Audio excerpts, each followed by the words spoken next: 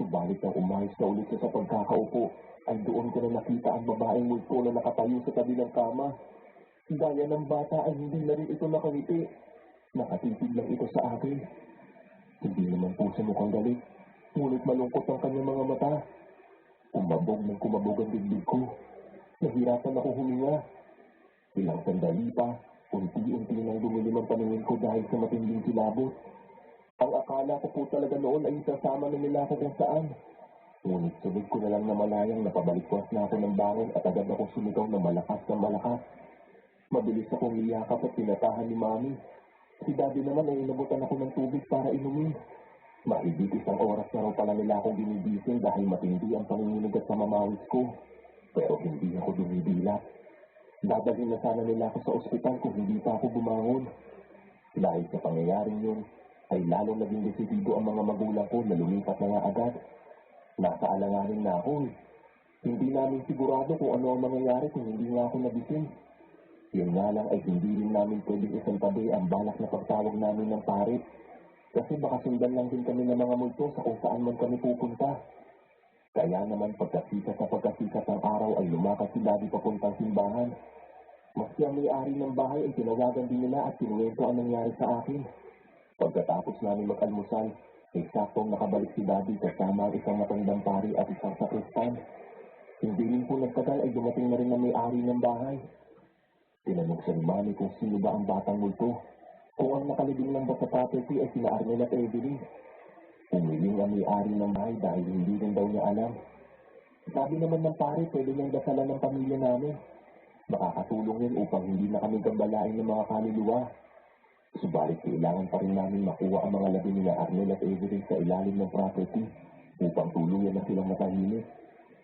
Nagpunta kami sa may garahe sa Lancelot. Doon nagsindi ng mga puting kandila ang pare. Sinabihan din na kami magsindi at umawak ng isang puting kandila. Sinabihan kami ng pare na pumikit. Nakaharap kami noon sa lumang kwarto.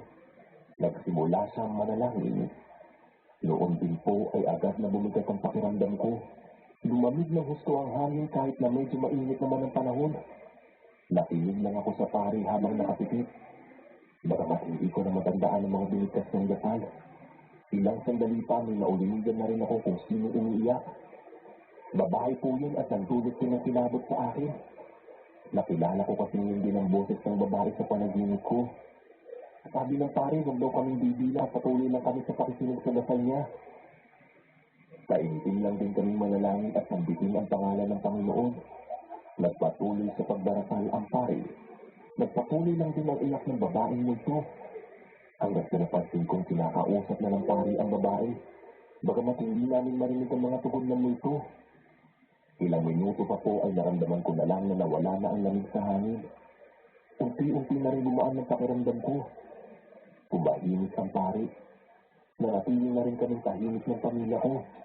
At sa hudyat ng pare ay dumidat na kami. Doon sinabi ng pare ang isa pang kagulat-gulat na katotohanan. Si Evelyn, buntis siya ng mapakal ni Alma. Ang kaluluwa ng batang nasa kanyang sinapupunan ang kasama nila ni Arnel dito sa bahay.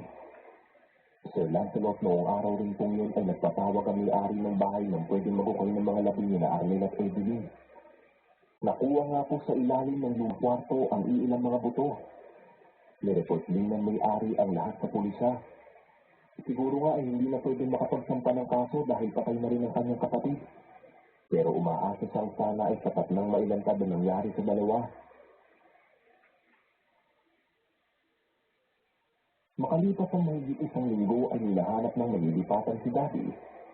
Bilang pagiging ng tawad sa amin ay isinauli ng may-ari ng bahay ang lahat ng ibinayad ng mga magulang ko bilang upa. At noong aalis na kami ay inilibot ko ulit ang paningin sa bahay. Naalala ko na ang uling ginawa ko ito ay lilipat pa lang kami sa bahay ngayon. Napansin ko na pagkatapos ng lahat ng nangyari, tila ba umaliwalas ang buong paligid. Although mukha pa rin siyang lumang bahay, hindi na ito katulad noong una naming kita rito. Na ramdam mo talaga ang pagiging haunted house niya. Hanggang sa napadako ang tingin ko sa kinatatayuan noong lumang kwarto. Nakita ko roong nakatayo ang kaluluwa ni na Arnel at Evelyn pati na ang kanilang anak. Lahat sila ay nakasuot ng maayos na puting damit at hindi na nadudungis. Nakatingin lang sila sa akin noon habang nakangiti. Ngiti na hindi nakakakilabot, kundi pasasalamat sa amin. Hindi ko alam, Sir Lancelot, pero kusa na lang din ako napangiti.